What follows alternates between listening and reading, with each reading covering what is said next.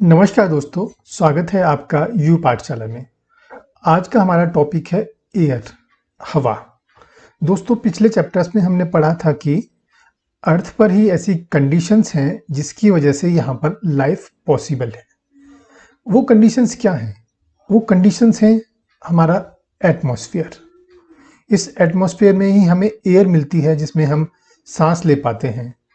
Atmosphere हमें सन की harmful rays से प्रोटेक्ट करता है। एटमॉस्फेयर की वजह से ही यहाँ पर एक टेम्परेचर मेंटेन होता है, वो हमारे लिए प्लेजेंट है, लाइफ के लिए, सर्वाइवल के लिए इसेंशियल है। अगर एटमॉस्फेयर ना हो तो या तो यहाँ पर टेम्परेचर बहुत ज़्यादा हो जाएगा या टेम्परेचर बहुत कम हो जाएगा।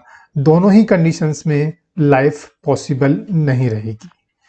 तो बात करते हैं एटमॉस्फेयर की। तो व्हाट इज एटमॉस्फेयर?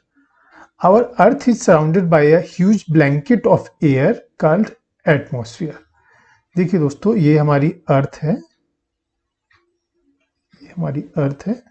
इसके चारों तरफ एक ब्लैंकेट जैसा है एयर का। This blanket is known as atmosphere. Earth के सराउंडिंग में जो एयर है, एयर में बहुत सारी गैसेस हैं, ठीक है। तो जो ब्लैंकेट है that is known as atmosphere. Okay, अब एटमॉस्फेयर की कंपोजिशन के बारे में पढ़ते हैं। तो ये गलत लिखा है, ऑक्सीजन। तो एटमॉस्फेयर की कंपोजिशन के बारे में अगर पढ़ते हैं तो हमारे एटमॉस्फेयर में सबसे ज़्यादा जो मात्रा में गैस पाई जाती है दैट इज नाइट्रोजन, 78%। उसके बाद में second oxygen 21%, carbon dioxide 0.03%, argon 0.93, और इसके अलावा रिमेनिंग गैसेस हैं 0.04%। कई सारी गैसेस हैं, बहुत इनकी अमाउंट बहुत कम है, इसलिए सभी गैसेस का नाम लेना यहाँ पे ठीक नहीं रहेगा। मतलब रिमेनिंग गैसेस हमने बोल दिया डेट इज 0.04, ये सारे मिला के बनता है 100%।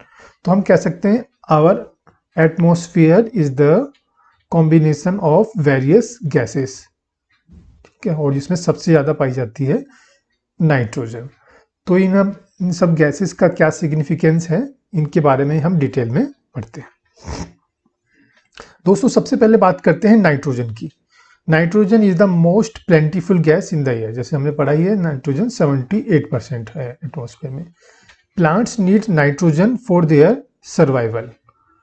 प्लांट्स नाइट्रोजन लेते हैं उनके सर्वाइवल के लिए, उनका फूड बनाने के लिए। लेकिन प्लांट्स डायरेक्टली नहीं ले सकते हैं एयर से। प्लांट्स डायरेक्टली एयर से नाइट्रोजन नहीं ले सकते हैं। तो प्लांट कैसे लेते हैं? ये सपोज मेरा कोई प्लांट है, ये अर्थ है, ठीक है, ये कोई भी प्लांट है।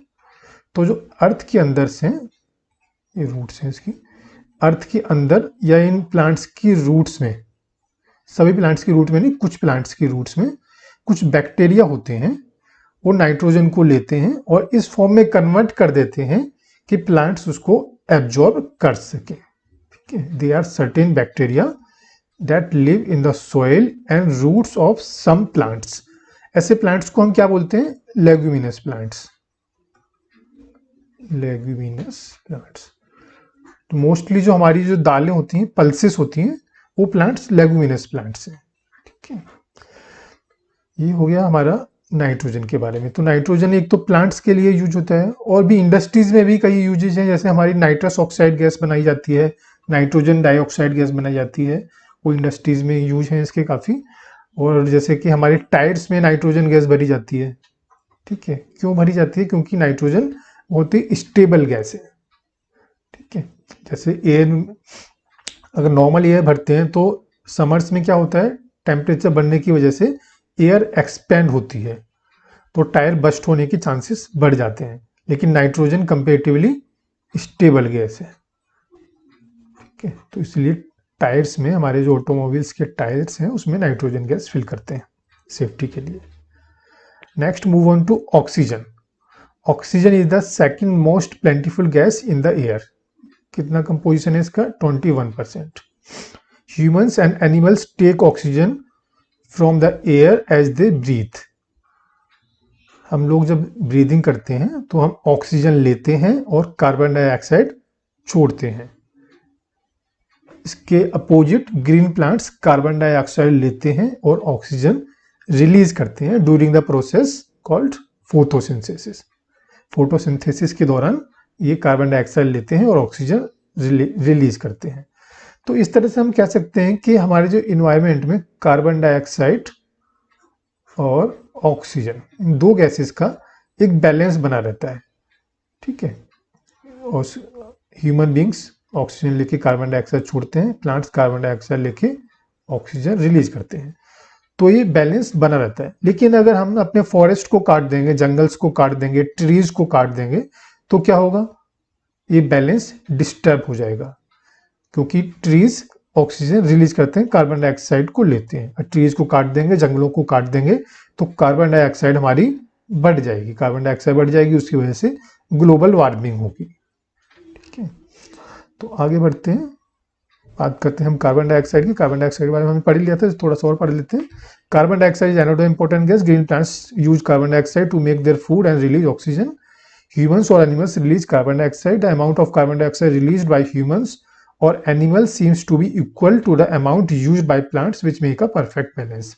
However, the balance is upset by burning of fuels such as coal, petroleum and power. देखिए पिछले चैप्टर में हमने पिछले स्लाइड में हमने देखा है कि अगर प्लांट्स को काटते हैं तो भी ऑक्सीजन और कार्बन डाइऑक्साइड का बैलेंस डिस्टर्ब हो जाएगा। सेकंड, अगर हम फ्यूल्स को बर्न करते हैं तो ये क्या रिलीज करता है, कार्बन डाइऑक्साइड। कोल को बर्न करते हैं तो ये भी रिलीज करेगा कार्बन डाइऑक्साइड। पेट्रोलियम प्रोडक्ट्स, इनको अगर बर्न करेंगे तो कार्बन डाइऑक्साइड रिलीज होगा, ठीक है। तो इससे कार्बन डाइऑक्साइड एटमॉस्फेयर में बढ़ जाएगी और ऑक्सीजन कम हो जाएगी, तो ये डिस्टर्बेंस क्रिएट होगा। इसकी वजह से कई तरह की प्रॉब्लम हो जाती हैं, जैसे ग्लोबल वार्मिंग उनमें से एक है, ग्लोबल वार्मिंग।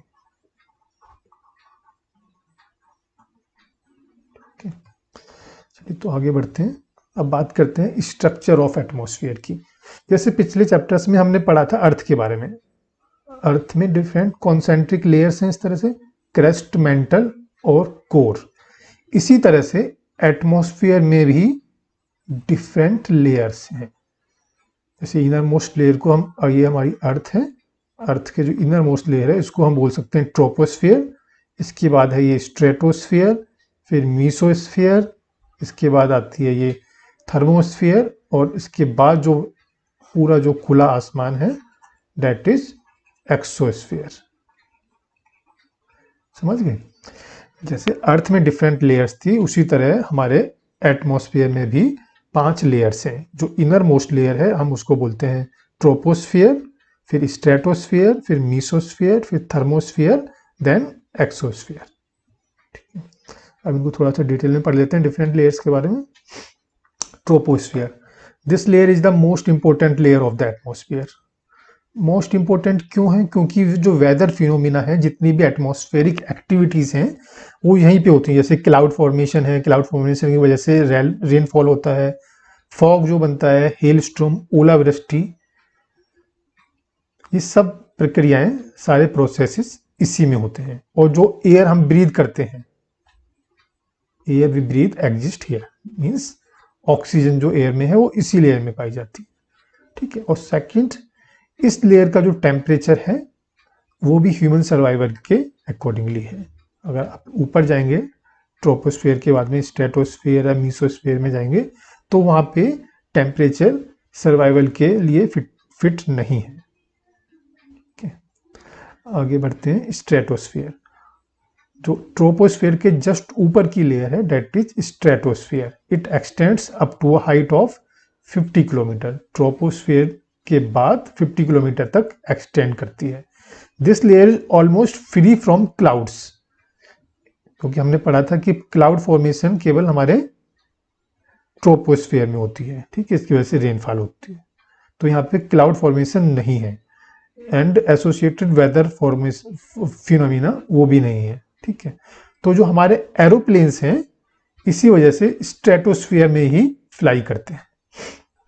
देखिए, हमने कभी सुना होगा कि खराब वेदर कंडीशन की वजह से हमारा एयरक्राफ्ट है, एरोप्लेन है, वो टेक ऑफ नहीं कर पा रहा है या लैंड नहीं कर पा रहा है। लैंड नहीं कर पा रहा है, डेट मीन्स ऊपर तो वो उड़ रहा है लेकिन लैंड नहीं कर पा रहा है। लैंड क्यों नहीं कर पा रहा है? क्योंकि जो हमारा जो ट्रोपोस्फियर है, जो वेदर फिनोमिना है, वो सारे यहाँ होते हैं, लेकिन हमारा प्लेन कहाँ उड़ता है? इस रीजन में। ठीक है, यहाँ पे तो कोई भी क्लाउड फॉर्मेशन नहीं है, किसी भी तरह की वेदर एक्टिविटीज नहीं है, तो प्लेन यहाँ पे तो सेफली उड़ पा रहा है, लेकिन जब वो लैंड करता है तो यहाँ पे लैंड नहीं कर पाता है और खराब वेदर कंडीशन हो। लाइकवाइज यहाँ से वो टेक ऑफ ही नहीं कर पाता है अगर खराब वेदर कंडीशन हो। एक बार उसने अगर टेक ऑफ कर लिया तो उसके बाद में कंडीशंस का, वेदर कंडीशंस का उस पर अफेक्ट नहीं होता है, क्योंकि वो स्ट्रेटोस्फीयर में उड़ता है। ठीक है, और दूसरा इसका एडवांटेज क्या है? It protects us from the harmful effect of the sun rays. Sun rays से कैसे इफेक्ट करता है? क्योंकि जो ओजोन गैस की लेयर है, ओजोन, वो स्ट्रेटोस्फीयर में है। ठीक है, ओजोन लेयर की वजह से जो सन की हार्मफुल रेज हैं वो हमारी अर्थ तक नहीं पहुंच पाती है, और इसलिए ओजोन लेयर हमें प्रोटेक्ट करता है। नेक्स्ट बात करते हैं मीसोस्फीयर की। It is a third layer of the atmosphere. It lies above the stratosphere. It extends up to a height of 80 kilometre. Meteorites burns up in this layer on entering the space. Meteorites हमने पढ़ा था, कुछ heavenly celestial bodies हैं that revolves around the sun।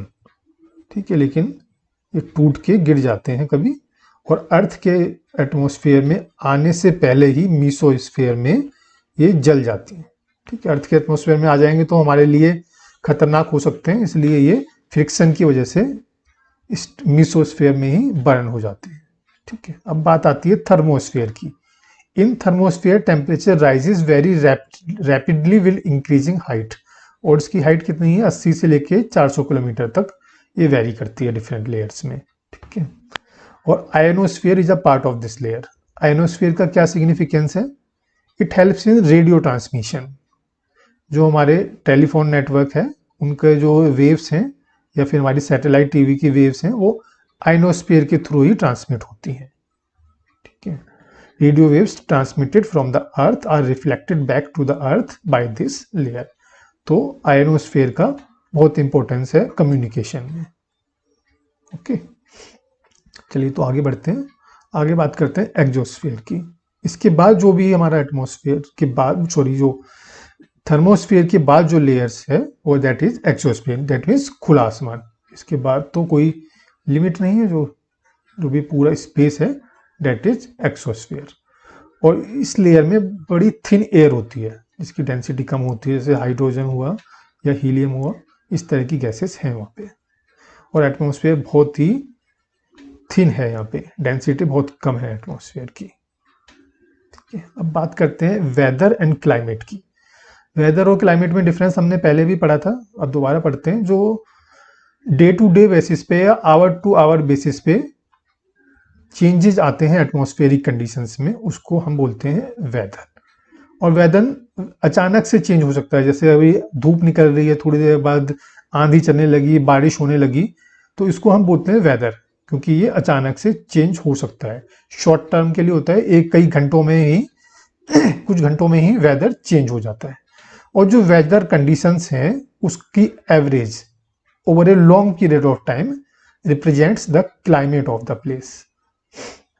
अगर weather conditions की average लें और बहुत लंबे पीरियड के लिए लें तो उस चीज को हम बोलते हैं क्लाइमेट। ठीक है, अब जैसे हमारे यहाँ पे मॉनसून टाइप क्लाइमेट है, मॉनसून टाइप क्लाइमेट। ठीक है, average of weather condition over a long period of time. हम बात करते हैं टेम्परेचर की। The degree of hotness and coldness of air is known as temperature.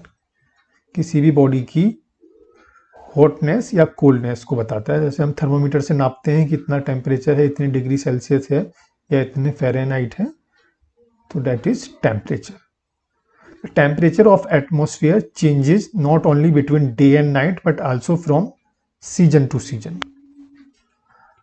रात के समय टेम्परेचर कम होता है और दिन के समय टेम्परेचर ज़्यादा होता है, बिकॉज ऑफ द सन। जब सूर्यास्त हो जाता है उसके बाद में अर्थ पे सन की रेज नहीं दिख पड़ती हैं और उसकी वजह से टेम्परेचर हमारा कम हो जाता है। दिन में अर्थ पर जो भी साइड फेस करती है सन को, उस समय सन की रेज पड़ती हैं, इसकी वजह से यहाँ पे टेम्परेचर ज़्यादा होता है। डे का टेम्परेचर ज़्यादा होता है और नाइट का टेम्परेचर कम होता है। लेकिन ये टेम्परेचर सीजन टू सीजन भी वेरी करता है। हमारे यहाँ पे हॉट सीजन भी है, समर सीजन है, विंटर सीजन है, मानसून सीजन है, कई सीजन्स हैं। तो वो टेम्परेचर सीजन्स के अकॉर्डिंगली भी वेरी करता है। क्यों करता है? क्योंकि हमारी जो अर्थ है सन के चारों तरफ रिवॉल्व करती है। Or earth revolves round the sun, जिसकी वजह से डिफरेंट सीजन्स बनती हैं। ठीक है, और ये टेम्परेचर में डिफरेंस क्यों होता है? That is because of the insolation.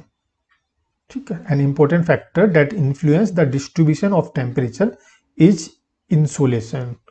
Insolation means incoming solar radiations. ठीक है, incoming solar radiation is known as insolation.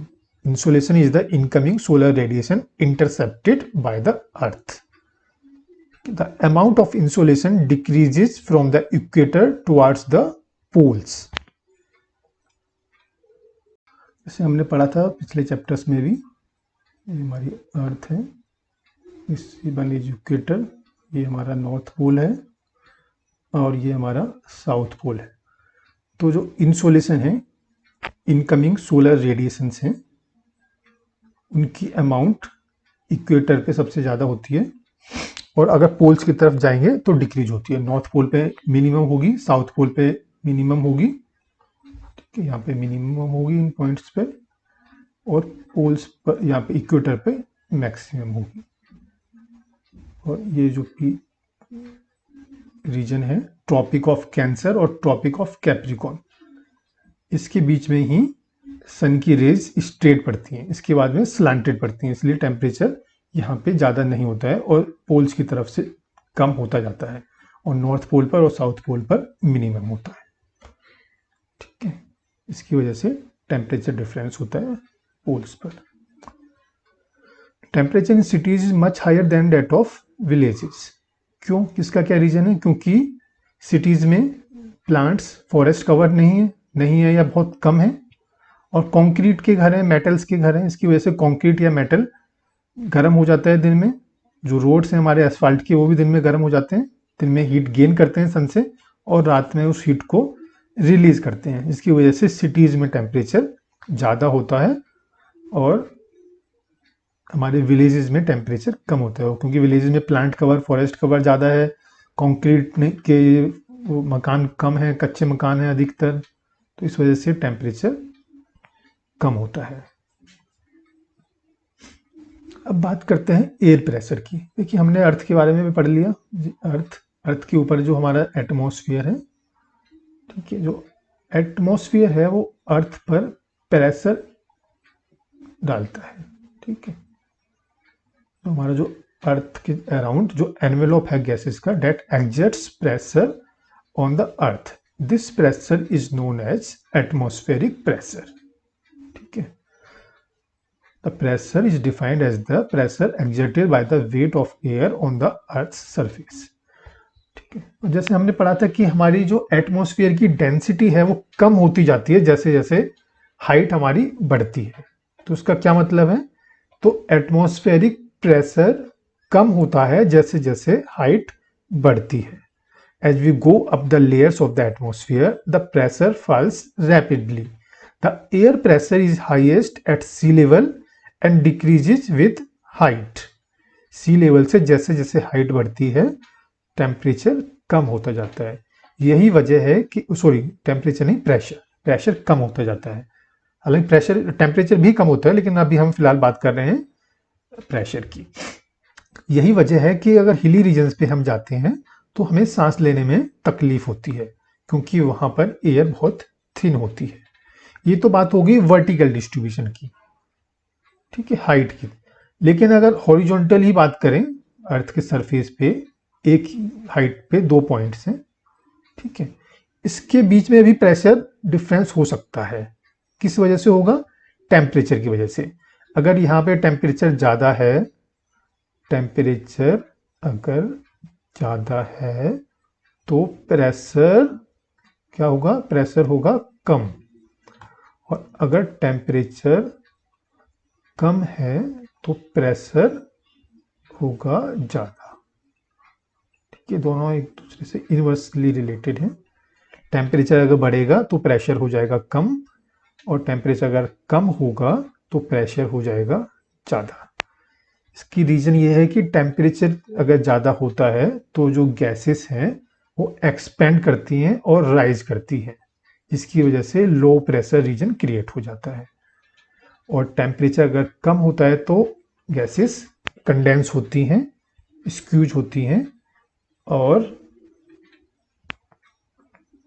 यहाँ पर लो प्रेशर क्रिएट हो जाता है, क्योंकि जो ऊपर से गैसेस हाई प्रेशर क्रिएट हो जाता है क्योंकि गैसेस आके यहाँ पे सबमर्ज होती हैं।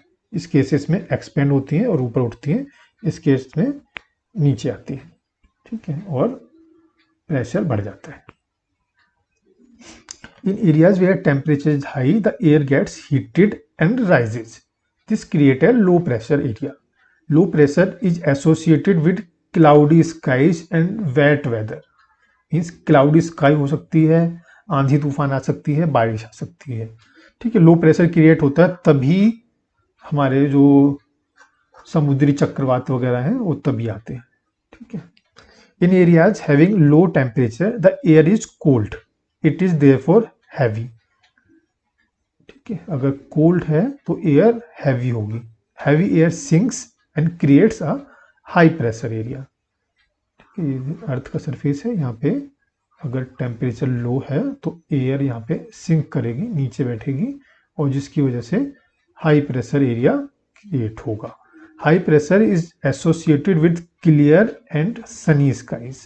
अगर हाई प्रेशर क्रिएट हो रहा है तो वहाँ पर कभी बारिश नहीं होगी, बारिश जब होगी तो केवल लो प्रेशर एरिया पे होगी। The air moves from high pressure areas to low pressure areas. ठीक है, ये बात क्लियर हो गई। हाई प्रेशर से लो प्रेशर एरियाज की तरफ से हवा का मूवमेंट होता है, और मूविंग एयर को क्या बोलते हैं, विंड।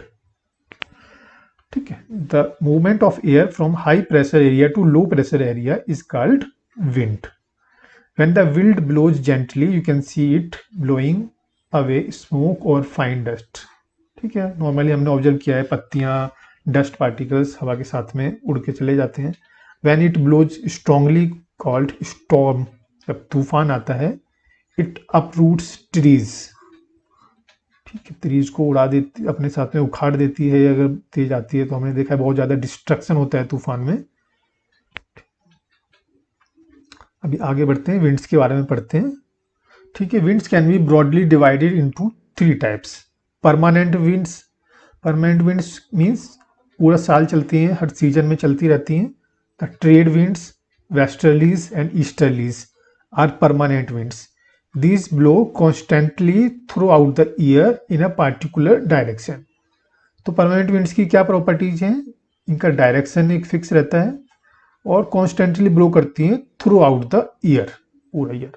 सेकेंड टाइप की विंड्स है हमारी सीजनल विंड्स। सीजनल विंड्स है जैसे मानसून विंड्स। मानसून जब बरसात की सीजन आती है तभी ये विंड्स चलती हैं। These winds changes their direction in different seasons. Means ये डिफरेंट सीजन्स में अपना डिफरेंट डायरेक्शन बदल लेती हैं। तो हमें ऑब्जर्व होता है क्योंकि हमारी तरफ इनका डायरेक्शन नहीं होता है तो उस पीरियड में हमारी इंडिया में नहीं ब्लो करती हैं इवेंट, केवल मानसून में ही ब्लो करती हैं इंडिया में। ठीक है, इनका डायरेक्शन चेंज होता रहता है और परमानेंट विंड्स का डायरेक्शन परमानेंट होता है। ठीक है, अब बात करते हैं लोकल विंड्स की। लोकल विंड्स जैसे एज अ नेम सजेस्ट कुछ लोकलाइज्ड एरिया में ही ये विंड ब्लो करती हैं। ठीक है, लैंड विंड्स या सी ब्रीज। और एक नॉर्थर्न इंडिया में समर सीजन में, हमारे जो उत्तर भारत में गर्मियों के सीजन में एक विंड चलती है, बहुत ड्राई विंड चलती है, गर्म हवाएं चलती हैं, उसको हम क्या बोलते हैं, लू। This is type of local wind. चलिए अभी आगे बढ़ते हैं, बात करते हैं मॉइस्चर मीन्स नमी। When water evaporates from land and different water bodies it becomes water vapour. ठीक है, वाटर जैसे इवेपोरेट होता है वाटर बॉडी से, ओशियन से, रिवर से और डिफरेंट पॉन्ड्स और डिफरेंट टाइप की वाटर बॉडी से, तो ये एक वेपर में कन्वर्ट हो जाता है। ठीक है, कोई हमें बता सकता है कि इवेपोरेशन में और बॉइलिंग में क्या डिफरेंस है? What is boiling and what is evaporation? Boiling take place at the temperature more than 100 degree Celsius और इवेपोरेशन कंटिन्यूसली चलता रहता है। ठीक है, इसके लिए हाई टेम्परेचर की जरूरत नहीं है। Moisture in the air at any time is known as humidity. हवा में जो नमी होती है, हवा में जो मॉइस्चर कंटेंट है उसको हम बोलते हैं ह्यूमिडिटी। जैसे हमने ऑब्जर्व किया होगा कि विंटर सीजन में ह्यूमिडिटी कम हो जाती है और समर सीजन में ह्यूमिडिटी ज़्यादा होती है। When the air is full of water vapor, we call it humid day. As the air gets warmer, जैसे ही हवा गर्म होती है, its capacity to hold the water vapor increases. देखिए यहाँ पे air gets warmer, जैसे जैसे हवा गर्म होती है, its capacity to hold water vapor increases. इसका क्या मतलब हुआ? समर सीजन में इसकी कैपेसिटी वाटर वेपर को कैरी करने की बढ़ जाती है और विंटर सीजन में कम हो जाती है। इसलिए हम बोलते हैं कि विंटर सीजन में ड्राइनेस ज़्यादा हो जाती है। ठीक है, मॉइस्चराइजर क्रीम वगैरह हम लगाते हैं क्योंकि एटमॉस्फेयर में ड्राइनेस होती है, ह्यूमिडिटी कम होती है। ठीक है, आगे बढ़ते हैं इस पे। As the air gets warmer, its capacity to hold the water vapour increases and so it becomes more and more humid. इसकी कैपेसिटी बढ़ती जाती है, ऐसे ऐसे टेम्परेचर बढ़ेगा, वाटर वेपर को कंटेन करने की इसकी कैपेसिटी बढ़ जाएगी। टेम्परेचर बढ़ेगा तो वो और ज़्यादा वाटर वेपर को अपने अंदर समा सकता है। ठीक है, जैसे जैसे टेम्परेचर बढ़ता जाएगा वाटर वेपर को वो और ज़्यादा समाता जाएगा और ज़्यादा वेपर्स को समाता जाएगा और it will become more and more humid. On a humid day clothes take longer time to dry and sweat from our body does not evaporate easily. पसीना बहुत आता है और पसीना जल्दी से इवेपोरेट नहीं होता है, कपड़े सूखने में बहुत समय लगता है क्योंकि जो भी एटमॉस्फेयर है हमारी सराउंडिंग में वो ह्यूमिड हो चुका होता है और उसमें फर्दर और ज़्यादा ह्यूमिडिटी जो हमारे कपड़ों में है उसको एब्जॉर्ब करने की कैपेसिटी नहीं बची होती है। इसलिए हमारे कपड़े ह्यूमिड डेज में जल्दी नहीं सूखते हैं। आपने ऑब्जर्व किया होगा बरसात के सीजन्स में तब ह्यूमिडिटी होती है एटमॉस्फेयर में बहुत ज़्यादा, तो कपड़े हमारे जल्दी नहीं सूखते हैं क्योंकि एटमॉस्फेयर में पहले से ही ह्यूमिडिटी अवेलेबल होती है और कपड़ों की वो नमी को और ज़्यादा एब्जॉर्ब करने की पोजीशन में नहीं होता। When the water vapor rises, it starts cooling. हमने पढ़ा जैसे जैसे ऊपर जाते हैं टेम्परेचर कम होता है, ठीक है, इसी वजह से water vapours start cooling. The water vapours condenses, condense क्या होता है? वेपराइजेशन का उल्टा प्रोसेस। जो वेपर्स अगर लिक्विड फॉर्म में कन्वर्ट होती हैं तो उसको हम बोलते हैं condensation. The water vapour condenses causing formation of droplets of water. Clouds are just masses of such water droplets. जो हमारे जो बादल होते हैं that are masses of such water droplets. When these droplets of water become too heavy to float in the air, जब ये water की droplets से छोटी छोटी वाटर की ड्रॉपलेट्स हैं, ठीक है, ये क्लाउड्स में वाटर की ड्रॉपलेट्स हैं। जैसे ये मेरा एक क्लाउड है, उसमें ये वाटर की ड्रॉपलेट्स, एक प्रोसेस होता है आयनाइजेशन। तो ये वाटर की ड्रॉपलेट्स आपस में कंबाइन हो जाती हैं, ठीक है, जुड़ जाती हैं। अब जुड़ जाएंगी ये ड्रॉपलेट्स तो इट विल बिकम हैवियर। ठीक है, सपोज ये इस तरह की फॉर्मेशन होगी, वाटर ड्रॉपलेट्स क्लाउड में बड़ी हो गई, हैवी हो गई, तो it become too heavy to float in the air, तो एयर में नहीं फ्लोट कर पाती हैं। Then they come down as precipitation. Precipitation क्या होता है? बारिश, मतलब बारिश, रेनफॉल, दिस इज एक फॉर्म ऑफ प्रेसिपिटेशन। तो प्रेसिपिटेशन एक ब्रॉड टर्म है जिसमें ओलावृष्टि भी शामिल हो सकती है, रेनफॉल भी शामिल हो सकती है, स्नोफॉल भी शामिल हो सकता है। ठीक है, तो ये बात होगी प्रेसिपिटेशन की। प्रेसिपिटेशन कब होता है? जब हमारे वाटर की जो मतलब जो हमारे वेपर्स हैं ऊपर राइज करती हैं, राइज करने के बाद में टेम्परेचर इनका कम होता है, कूलिंग होती है, कूलिंग के बाद में कंडेंसेशन होता है, वाटर क्लाउड फॉर्मेशन होता है। जो क्लाउड में जो वाटर की ड्रॉपलेट्स हैं वो कंबाइन होकर बड़ी हो जाती हैं और ज़्यादा फ्लोट करने की पोजीशन में नहीं होती हैं एयर में, तो वो नीचे गिर पड़ती हैं प्रेसिपिटेशन की फॉर्म में। ठीक है, अब बात करते हैं precipitation that comes down to the earth in liquid form is called rain. अभी हमने कहा था कि rain is the one of the form of precipitation. इसके स्नो फॉर्म भी हो सकता है, snowfall, hail storm, and rain. Basically 3 type ही हैं प्रेसिपिटेशन के। प्रेसिपिटेशन किसी भी फॉर्म में हो सकता है। जब लिक्विड फॉर्म में होता है तो हम इसको बोलते हैं rain. Most of the ground water comes from rain water. ठीक है, ग्राउंड वाटर रेन से आता है क्योंकि जैसे ये हमारा जो अर्थ का सरफेस है इस पर बारिश होती है और वाटर एब्जॉर्ब हो जाता है अर्थ के अंदर। लेकिन आजकल जैसे हमने सारे पेवमेंट, सारे रोड्स कंक्रीट के बना लिए, सारे स्ट्रीट्स कंक्रीट के बना लिए, तो वाटर एब्जॉर्ब नहीं हो पाता है और ये water, run of water reverse में चला जाता है, रिवर्स से समुद्र में चला जाता है। तो हमारा जो ग्राउंड वाटर है वो रिचार्ज नहीं हो पा रहा है। इसलिए आजकल हम रेन वाटर हार्वेस्टिंग के बारे में जो बोलते हैं वो इसी वजह से बोलते हैं, ताकि वाटर ग्राउंड में जाए और हमारा जो ग्राउंड वाटर लेवल है वो बढ़े। ठीक है। Plants help preserve water. Plants हमारे वाटर को प्रिजर्व करने में हमारी हेल्प करते हैं। When trees on hill sides are cut, rain water flows down the bare mountains and can cause flooding of low lying area. अब प्लांट्स को अगर हम काट देते हैं तो वाटर का एक तो फ्लो बढ़ जाता है और दूसरा सोइल इरोजन होने लग जाता है और वाटर फ्लो करता है डाउन और नीचे की तरफ आता है। It's cause flooding of low lying area. ठीक है। On the basis of mechanism there are 3 types of rainfall. किस तरह से बारिश होती है उसकी मैकेनिज्म के अकॉर्डिंगली बारिश को हम बेसिकली 3 पार्ट में डिवाइड कर सकते हैं। It is convectional rainfall, orographic rainfall and cyclonic rainfall. ठीक है। अब डिफरेंट टाइप्स की जो ये रेनफॉल है इसके बारे में डिटेल में हम अगले चैप्टर्स में पढ़ेंगे, तो थोड़ा सा ब्रीफ में हम आपको बता देते हैं इसके बारे में। ठीक है। रेनफॉल है बेसिकली कन्वेक्शनल रेनफॉल, ओरोग्राफिक और साइक्लोनिक। ठीक है। बात करते हैं जैसे पहला फिगर हम देख लेते हैं साइक्लोनिक रेनफॉल। ठीक है। Warm air rises over cooler air. हमने पढ़ा था जो गर्म एयर है जो ऊपर राइज करती है, कूल दो एयर मासेस, जो different air masses hot and cold अगर मिलते हैं तो उस समय जो रेनफॉल होती है उस रेनफॉल को हम बोलते हैं फ्रंटल रेनफॉल और साइक्लोनिक रेनफॉल। ठीक है। This one is cyclonic rainfall और फ्रंटल रेनफॉल। जैसे हम देख रहे हैं यहाँ पे warm air rises and cool air over cooler air. जैसे ठंडी हवा नीचे है, तो ये ठंडी हवा है मान लीजिए, और ये गर्म हवा है ऊपर। ठीक है। अगर जो ये गर्म हवा ठंडी हवा के कांटेक्ट में आती है तो ये वाटर ड्रॉपलेट्स हैं, कंडेंस होती हैं और इसकी वजह से रेनफॉल होती है। और इस तरह की रेनफॉल को हम बोलते हैं फ्रंटल रेनफॉल और साइक्लोनिक रेनफॉल। ठीक है।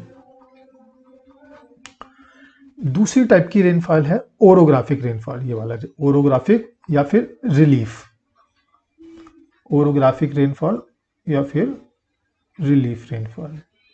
इसके लिए एक कंडीशन है कि जैसे हमारी जो सी से मॉइस्चर लेडन वाटर वेपर्स या मॉइस्चर लेडन क्लाउड्स, यहाँ से विंड्स यहाँ से राइज हुई और ये माउंटेन्स है, तो माउंटेन्स की साइड से ये हमारी जो मॉइस्चर लेडन विंड्स हैं वो ऊपर की तरफ राइज कर रही हैं मॉइस्चर की हाइट।